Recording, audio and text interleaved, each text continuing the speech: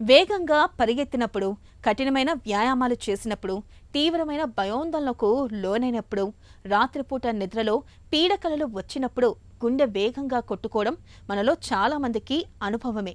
అయితే వీటితో పాటు ఒంట్లో నీటి శాతం తగ్గడం కూడా గుండె దడను తెచ్చిపెడుతుందని, ఇలా పుట్టుకొచ్చే గుండె దడను అశ్రద్ధ చేయకూడదని చెబుతారు నిపుణులు. ఒంట్లో నీటి శాతం తగ్గడం వల్ల తలెత్తే గుండె దడ గురించిన పూర్తి వివరాల్ని ఇప్పుడు తెలుసుకుందాం.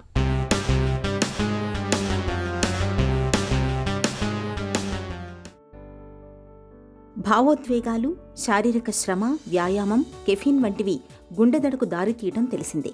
ఇవి మాత్రమే కాదు, ఒంట్లో నీటి శాతం తగ్గినా గుండెదడ పుడుతుంది.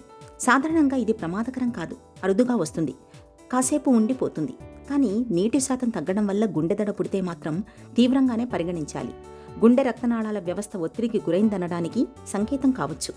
గుండెదడకు నీటి శాతం తగ్గడానికి మధ్య సంబంధం ప్రధానంగా శరీరంలోని ద్రవాల మోతాదుతోనే ముడిపడి ఉంటుంది.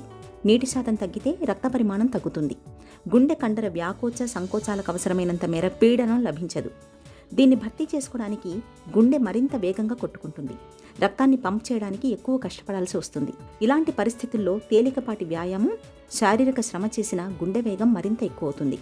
నీటి శాతం తగ్గడం వల్ల ఎలక్ట్రోలైట్ల సమతుల్యత కూడా అస్తవ్యస్తమవుతుంది. దీంతో గుండె రక్తనాళాలు ఒత్తిడికి గురై గుండె పనితీరును ప్రభావితం చేస్తుంది. గుండెదడకు కారణాన్ని గుర్తించడం అంత తేలిక కాదు, కానీ నీటి శాతం తగ్గడం కారణమవుతుంటే మాత్రం కొన్ని లక్షణాలతో గుర్తించవచ్చు. మలబద్ధకం, మూత్రం గాఢ రంగులో రావడం, మూత్రం తగ్గడం, తల తిప్పడం, తల తేలినట్టు అనిపించడం, నోరు ఎండటం, నిస్సత్తువ, తలనొప్పి, కండరాలు పట్టేయటం, వికారం వంటి లక్షణాలు కూడా ఉన్నట్టయితే నీటి శాతం తగ్గడమే కారణమని భావించవచ్చు. నీటి శాతం కాస్త తగ్గితే నీరు తాగితే వెంటనే కుదురుకుంటుంది. ఒకవేళ వ్యాయామం, వాంతులు, విరేచనాలతో నీటి శాతం తగ్గితే ఓఆర్ఎస్ పొడిని కలిపి తాగడం మంచిది. అలాగే కెఫీన్, మద్యం, పొగాకు వంటి వాటికి దూరంగా ఉండాలి. తికమక లేదా సరిగ్గా మాట్లాడలేకపోవడం, సొమ్మసిల్లడం, ఛాతీలో నొప్పి, బిగుతుగా లేదా పట్టేసినట్టు అనిపించడం, ఆయాసం వంటి లక్షణాలు కనిపిస్తే సత్వరం ఆసుపత్రికి తీసుకెళ్లాలి.